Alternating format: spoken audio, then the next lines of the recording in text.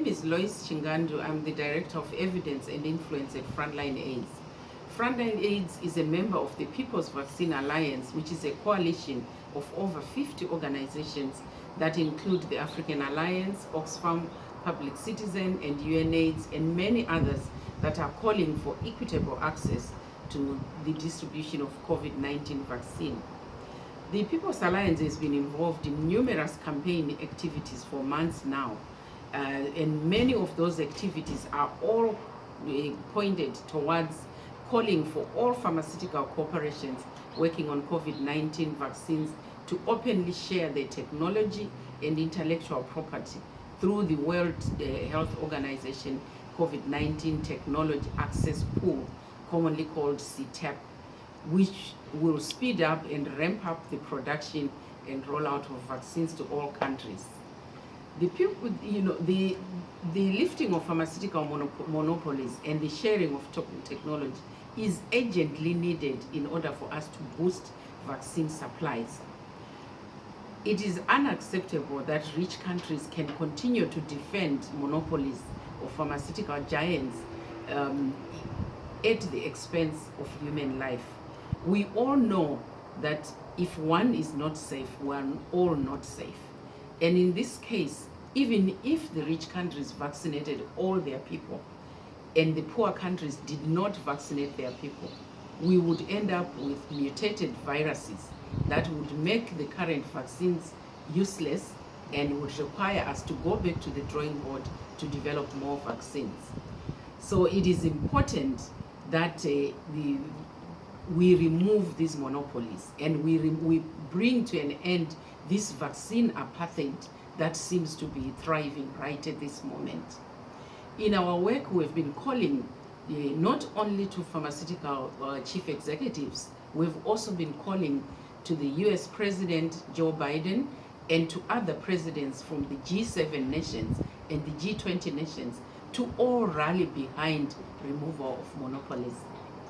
And we are looking forward in April that there will be, as the discussions continue under WTO, we will see more flexibilities applied to allow wider production of vaccines in many of these countries where we know a lot of pharmaceuticals are already poised and waiting just to produce the vaccines. What we need is for the rich pharmaceutical companies to share the recipe. That is all we need to make vaccines available. The second question I would like to address is the issue of what is the role of evidence in achieving equitable outcomes, and how can data and evaluative research help to navigate this terrain in real time. We all know that without data, you are shooting in the dark. If you don't know how many people you are vaccinating, if you don't know if we are vaccinating the right people, how on earth are we going to be able to determine whether we need more vaccines and where we need them? And therefore, it's important that research institutions are urgently capacitated to put in place high technology to be able to track production and distribution of vaccines in real time in order to inform future decisions.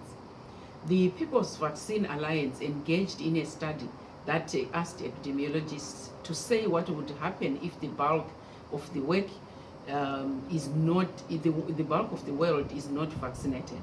And they came back and informed us that at least 88% of them believe that we will have viral mutations. And if we do have viral mutations, we know this is going to be a setback for everybody. My last point, which I want to address, is if we were evaluating this global mechanism for equitable vaccine distribution, what kind of questions would we ask? I suggest three main questions. One is, what mechanisms have been put in place to effectively monitor and track the distribution of vaccines to countries of highest need? The second question is, what is the role of civil society organizations in ensuring distribution of vaccines to all countries? And finally, how are we defining equitable distribution? Do we have a uniform definition? because without a uniform definition, we are going to be measuring different things. Thank you.